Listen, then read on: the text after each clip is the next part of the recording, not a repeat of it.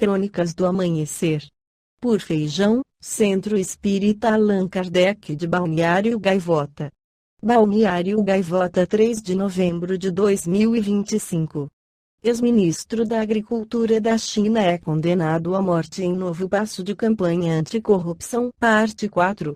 O ex-ministro da Agricultura e Assuntos Rurais da China, Tang Renjian, foi condenado à morte por corrupção passiva em mais um passo da campanha do líder Xi Jinping contra o crime no país.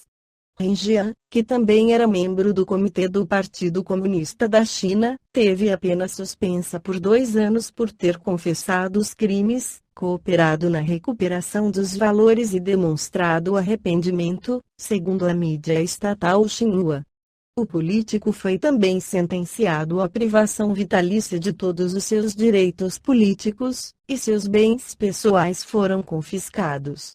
Tang Renjian, quando era ministro da Agricultura, dando entrevista no Congresso chinês, o ex-ministro teria usado os cargos que exerceu entre 2007 e 2024 para beneficiar terceiros em contratos de projetos, investimentos e aprovações de empresas. Em troca, teria aceitado a quantia de mais de 268 milhões de yuans, cerca de 201 milhões de reais. A corte responsável pelo caso, o Tribunal Popular Intermediário de Changchun, da província de Jilin, decidiu que as ações de condenado configuram crime de suborno. Renjian também teria dito, após a leitura da sentença, que aceita o veredito e não pretende recorrer, segundo a agência. Os valores recuperados foram convertidos ao Tesouro Nacional. O político começou sua carreira na década de 1980 no Ministério da Agricultura e atuou em diversos cargos até chegar à liderança da pasta. Em dezembro de 2020, foi apontado como ministro, e em maio de 2024 foram anunciadas as investigações contra ele. No livro Dos Hippies aos Problemas do Mundo Espírito e Emmanuel, pela psicografia de Francisco Cândido Xavier, esclarece sobre o tema. A pergunta seguinte cabe a Saulo Gomes. Em pelo menos 10 estados dos Estados Unidos da América do Norte, ainda no Oriente Médio, em execuções recentes, produto das guerras, e aqui no Brasil, em consequência de problemas políticos, nós temos um dos mais debatidos temas do mundo jurídico universal, a pena de morte. Como veem os espíritos que lhe iluminam e lhe acompanham, como vê, você, Chico Xavier, com autoridade e responsabilidade a aplicação da pena de morte, por qualquer que seja o motivo em qualquer parte do mundo, nosso Emmanuel que está presente nos pede considerarmos, já que a personalidade de nosso Senhor Jesus Cristo está recebendo o enfoque de nossos pensamentos e de nossas palavras, ele nos convida a recordarmos com a máxima veneração pelas nossas leis e pelas autoridades que as expõe. Ele nos solicita recordarmos, na condição de cristãos, a LC 10 e 29, um ensinamento considerado antigo, mas há dentro dele uma nota de profunda significação.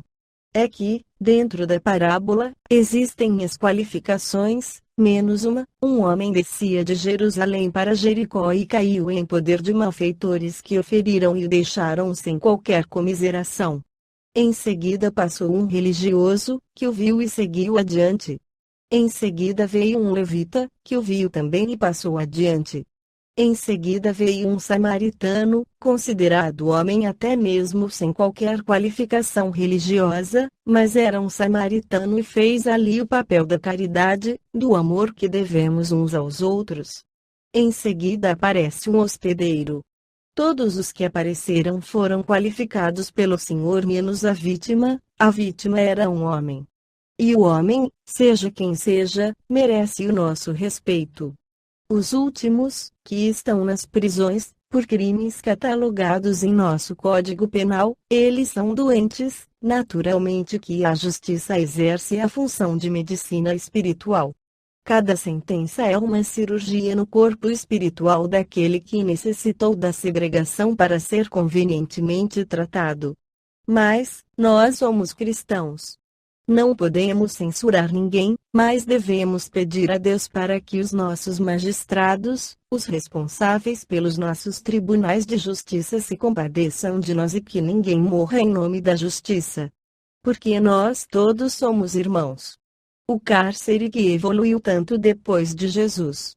Nós temos penitenciárias que são verdadeiras escolas. Conheço pessoalmente a penitenciária de Neves, a 18 quilômetros da terra em que eu nasci, que honra o governo do estado de Minas Gerais. Nós devemos acreditar que a justiça terá recursos para criar sentenças de tratamento espiritual, para segregar a nós outros, quando nós estivermos em desacordo com os princípios de fraternidade e de respeito, que nos regem uns diante dos outros. Mas a pena de morte é alguma coisa que merece a nossa oração, pelos nossos magistrados, para que eles não percam a alma cristã, o coração cristão, que lutamos tanto para edificar.